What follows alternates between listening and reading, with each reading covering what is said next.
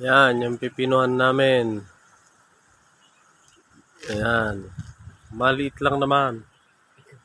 Yan doon, sa dulo. Ganun kahaba, ganyan. Maganda na ang pipino. Hindi na masyadong mainit sa loob.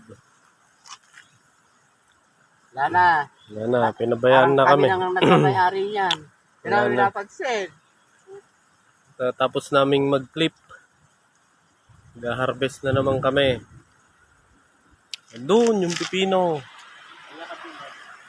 Ha? Yan.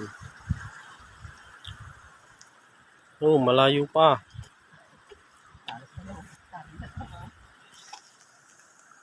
Oh, dalawa lang kaming nag-harvest dito. Napakaraming bunga.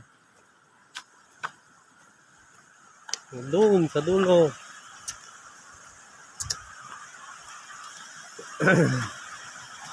Doon. Oh. Ayan ang dulo. Hanggang doon. Okay, tapos na.